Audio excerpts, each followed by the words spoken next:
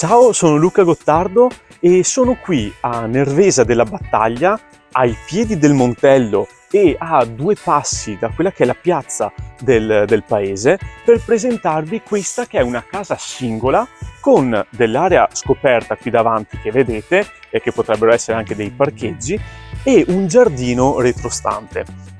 Alla casa, che è degli anni 70, si accede sia internamente, attraverso appunto i garaggi e i magazzini, che esternamente da questa particolare scala a mezza chiocciola, e per arrivare appunto all'ingresso con corridoio. Vi faccio vedere subito le camere da letto, che sono 3 camere matrimoniali, belle grandi devo dire, e sono disposte diversamente. Questa è la prima che ha il terrazzino, la seconda è addirittura più grande, e infatti vedete che stanno molto bene letto, armadio, comodini, insomma tutto quello che serve per una camera, e infine la terza, che comunque è una bella camera grande, possiamo definirla comunque doppia, anche se come metrature è sempre una matrimoniale.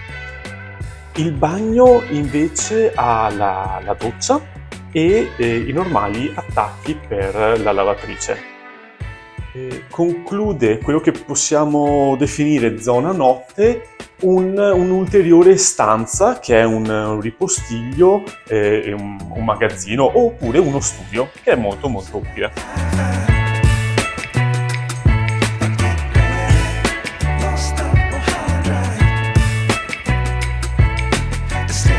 Questo invece è il soggiorno, è solo soggiorno perché la cucina è separata e collegata direttamente con l'ingresso e la sala da pranzo.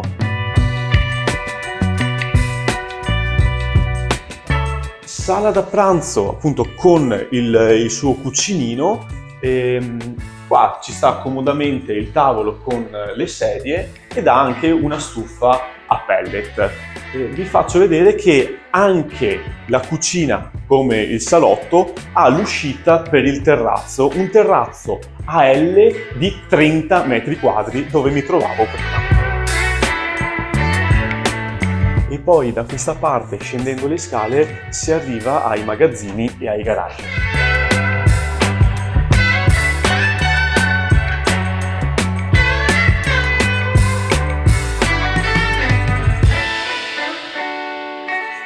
Ed eccoci allora al piano terra, sempre ben illuminato, e questo è un magazzino ex bottega.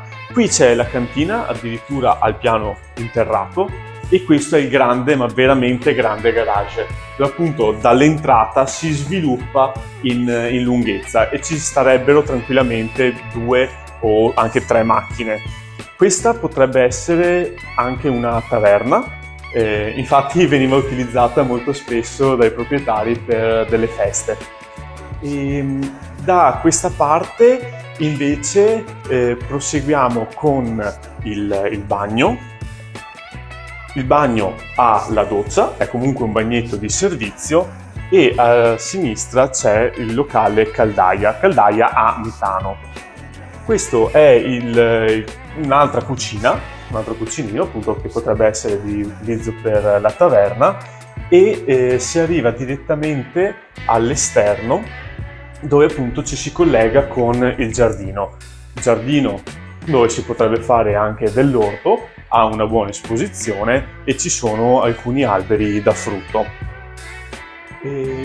Concludiamo poi con il secondo garage, sempre molto grande.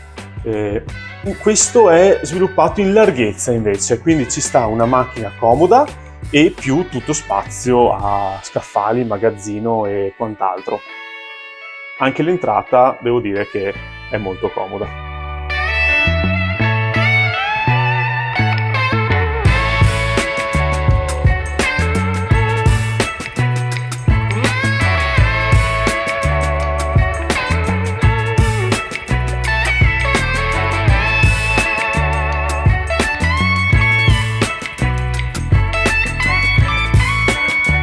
A voi la scelta.